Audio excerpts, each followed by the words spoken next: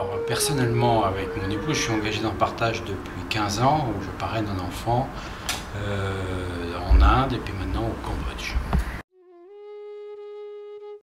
Parrainer, c'est un prétexte pour donner de l'argent, mais il y a une relation affective qui se fait avec un enfant, et ça c'est assez sympathique, mais l'argent que l'on donne n'est pas pour l'enfant, il est pour la structure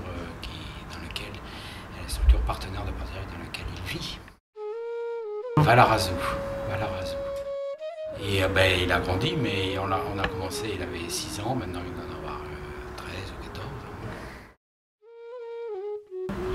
Oh, c'est des liens épistolaires où nous on écrit, on soigne l'envoi, on lui envoie des belles images, des belles photos. Lui, on suit son évolution d'écriture. D'abord il écrit en sanskrit, donc c'est pas forcément simple. Et je sais que derrière il y a tout un travail de bénévoles qui font de la traduction du sanskrit à l'anglais. Nous on reçoit les lettres en anglais traduites. Mais c'est plus symbolique et puis ça touche.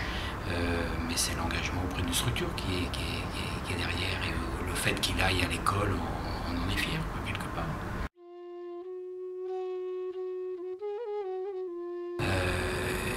Et puis depuis 5 ans, j'ai un autre engagement, c'est celui d'être responsable ce qu'on appelle dans partage une antenne locale. Et je suis responsable de l'antenne de Lyon. Où on a retrouvé d'autres gens comme nous qui parrainons des enfants et où on fait connaître la mission de partage dans le milieu lyonnais. Et ça, c'est aussi très sympa. Alors ça remonte à un certain temps. Je pense que c'est une publicité quelque part. Je ne m'en rappelle même plus l'origine. Je crois même que c'est mon épouse qui avait trouvé un jour et qui m'avait dit si on parrainait quelqu'un, ça serait bien. On a les moyens de le faire et ça donnerait du sens à ce pourquoi on croit. Donc je crois que c'est mon épouse qui avait trouvé.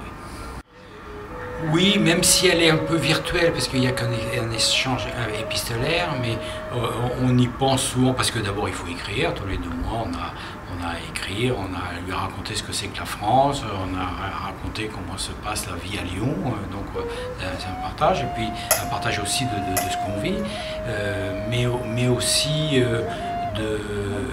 ça nous a appris la géographie. Il habite dans le sud de l'Inde, dans le Kerala, donc ça nous a appris la géographie, et puis c'est vrai que le rêve d'y aller un jour nous habite, mais on le fera pas, on verra. Mais en même temps, il sera grand, il ne faut pas non plus s'imaginer qu'on parraine pas pour aller le voir.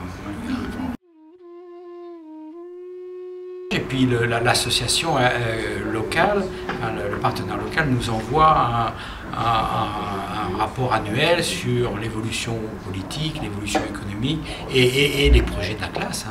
Donc c'est très intéressant de lire, même si c'est une fois par an. On a l'impression de vivre un petit peu à distance la vie de Valarazou. C'est ça qui est bien.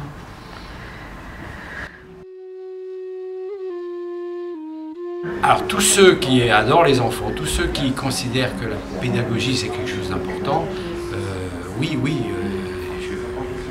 et si mon engagement sur Lyon c'est de le faire connaître aussi.